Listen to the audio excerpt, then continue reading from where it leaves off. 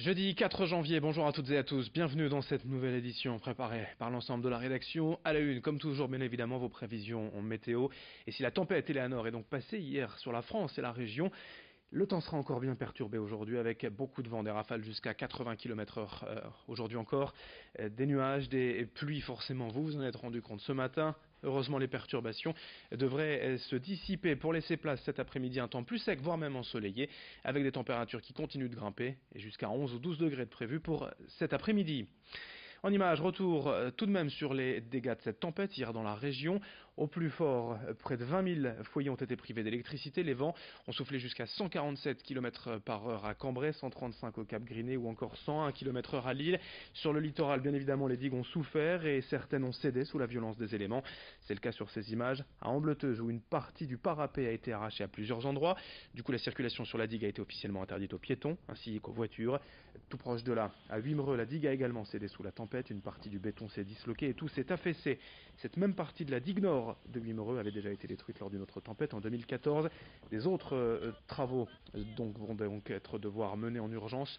Une fois que les vents s'estomperont et que les coefficients de marée baisseront, il faudra attendre plusieurs jours car le coef est encore élevé aujourd'hui. Il est de 106 sur le littoral. La côte d'Opale qui reste d'ailleurs en alerte orange pour cause de vagues submersion avec une nouvelle marée haute à la mi-journée. Autre actualité aujourd'hui dans la région, après la disparition d'Alexis Duchesne, 18 ans habitant au Bourdin. Depuis le 14 décembre, ses proches sont sans nouvelles. Alexis était parti ce soir-là promener son chien le long de la Deule, mais il n'est jamais revenu. Son téléphone et son blouson ont pourtant été retrouvés sur un banc le long du canal. La police a mené ses recherches durant 3 jours, notamment en sondant la Deule avec des plongeurs à plusieurs reprises. Depuis, des battues ont été organisées par sa famille. Hier notamment, ils étaient 120 personnes mobilisées et une autre battue est de nouveau programmée ce samedi le long de la Deule, mais cette fois la famille appelle les forces de l'ordre et surtout les plongeurs à participer, car la police est désormais persuadée que le corps d'Alexis est dans la Deule. Écoutez ainsi le témoignage d'une des tantes d'Alexis recueillie par Céline Huret. Il s'est passé qu'à 18h30, il est parti promener son chien et il n'est pas rentré en fait.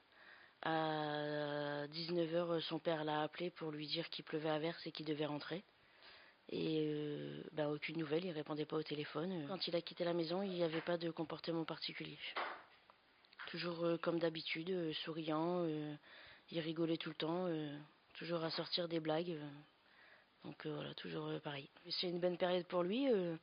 Il venait d'acheter sa voiture. Il y avait une date pour passer son permis de conduire. Son contrat de travail était reprolongé jusqu'au mois de janvier. Tout lui souriait. Il était bien, quoi. Les recherches ont duré donc pendant 3 jours. Et puis là, ils disent que pour eux, il est persuadé que c'est un accident qui est tombé dans l'eau, quoi. À 99%, ils sont sûrs qu'il est dans l'eau.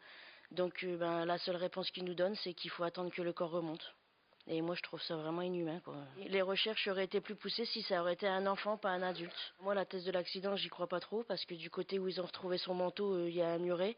Et avec le muret, il n'a pas pu tomber, c'est pas possible. Il n'a pas sauté, il est trop intelligent pour sauter dans l'eau.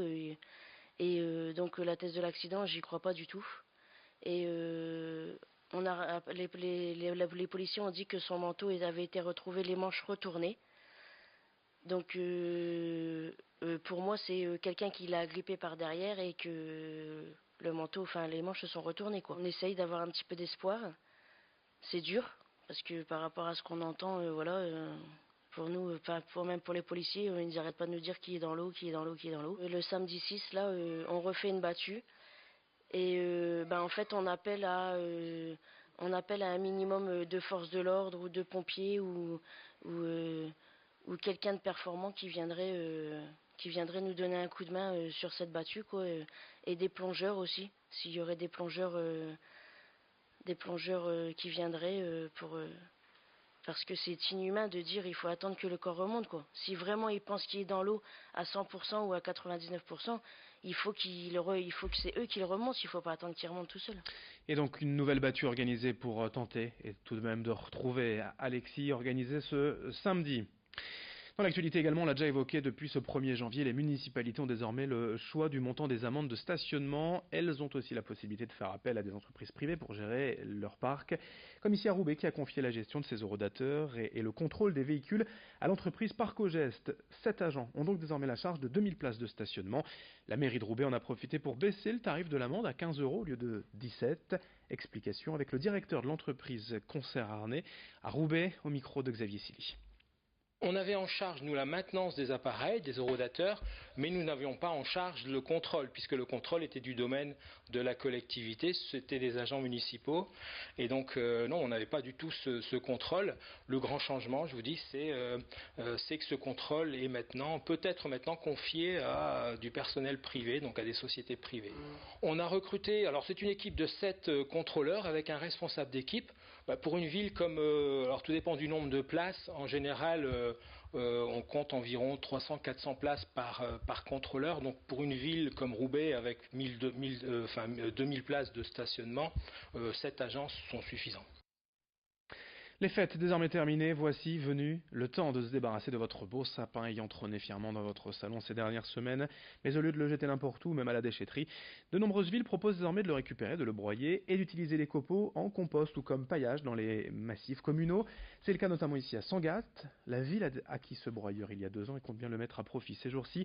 Les habitants sont ainsi invités à venir déposer leur sapin au centre technique communal rue des Sycomores à Blériot-Plage jusqu'à cet après-midi 17h. Seule condition quand même, les sapins ne doivent pas être floqués ou blanchis. Explication au micro de Louis Caillé. C'est la première fois qu'on la réalise et vous voyez comme moi que l'opération fonctionne.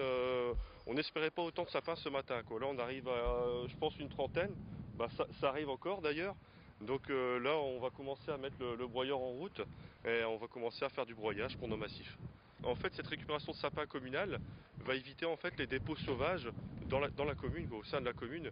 Et en plus de ça on a une commune toujours au bord de littoral, donc avec le vent ça vole partout. Donc là ils sont bien gardés dans nos locaux. Et puis rapidement pour terminer, non loin de Sangatte à Calais, l'exposition Playmobil se termine ce dimanche. Elle est gratuite au Forum Gambetta à Calais. Je vous rappelle que c'est la plus grande exposition de Playmobil au monde sur 500 mètres carrés. 50 000 personnages et animaux rassemblés sur un thème qui rend hommage aux 10 commandements à l'Égypte et à l'armée romaine. Ouvert tous les jours jusqu'à dimanche au Forum Gambetta, l'entrée est gratuite pour le plus grand plaisir des petits et grands amoureux de Playmobil. Fin de cette édition, dans un instant à suivre vos prévisions météo. Merci de votre fidélité et très belle journée à toutes et à tous.